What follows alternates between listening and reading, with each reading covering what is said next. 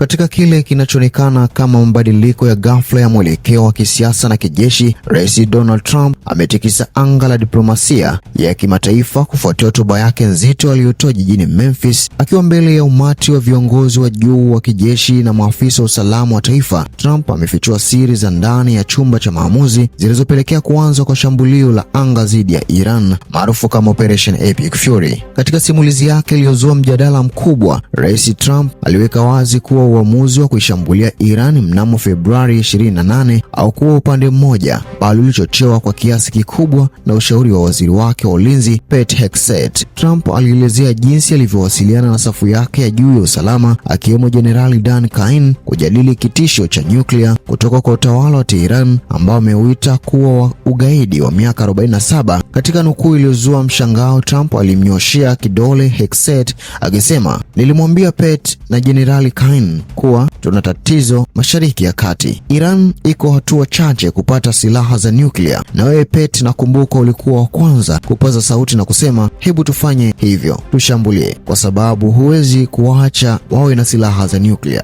Kauli hii imetafsiriwa na wengi kama hatua ya rais kugawa lawama au sifa kwa wasaidizi wake, huku akisisitiza kuwa mashambulizi hayo yalikuwa ni safari fupi ya kwenda kutatua tatizo la kudumu. Wakati Trump akijinasibu kuwa mashambulizi hayo yamefungua milango ya mazungumzo ya amani kuanzia usiku wa kuamkia leo, upande wa pili wa sarafu unatoa picha tofauti. Serikali ya Iran imetoa tamko kali ikikanusha ukuwepo kwa mazungumzo yoyote ya siri au ya wazi na Marekani. Akijibu kanusho hilo kwa mtindo wake wa kawaida wa kejeli, Rais Trump amewabeza viongozi wa Iran akiwashauri kuwa nchi hiyo inahitaji kuajiri maafisa uhusiano wenye ujuzi zaidi badala ya kukanusha ukweli unaojua yeye. Mvutano huu wa maneno unaashiria mpasuko mkubwa wa mawasiliano kati ya mataifa haya mawili yenye nguvu. Wachambuzi wa masuala ya kisiasa duniani wameanza kuhoji lengo la Trump kumtaja Hegseth kama mshawishi mkuu wa vita hivyo. Kuna hofu kuwa endapo Operation Epic Fury itageuka kuwa jinamizi la kijeshi au kusababisha gharama kubwa ya damu na mali, Trump tayari ameshatayarisha mazingira ya nani wa kubeba lawama. Kwa kumtaja Hegseth kama mtu aliyekuwa na shauku ya ulipuaji mabomu, rais anaweza kuwa anajitengenezea njia ya kutokea kisiasa, akimwacha waziri wa ulinzi kubeba mzigo wa kihistoria wa operation hiyo. Hii ni Dems Media na mimi ni Abdul Juma. Tukutane kwa wakati mwingine kunako majaliwa ya Mwenyezi Mungu, lakini usikose kusubscribe na kushare na wengine habari hii.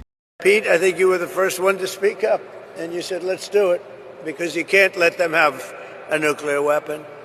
So we are now having really good discussions. They started last night, a little bit the night before that, and I think they're very good. They want peace. They've agreed they will not have a nuclear weapon, et cetera, et cetera. But we'll see. You have to get it done. But I would say there's a very good chance. And it began when I said that we were planning tomorrow on shooting down some of their power plants, and we're going to hold that up. Hopefully we won't have to do it. And hopefully we can make a deal that's good for all of us, including the Middle Eastern allies that have been very good to us, including Israel, that's been a great partner in this fight. They've really been a good partner in the fight. They fought hard.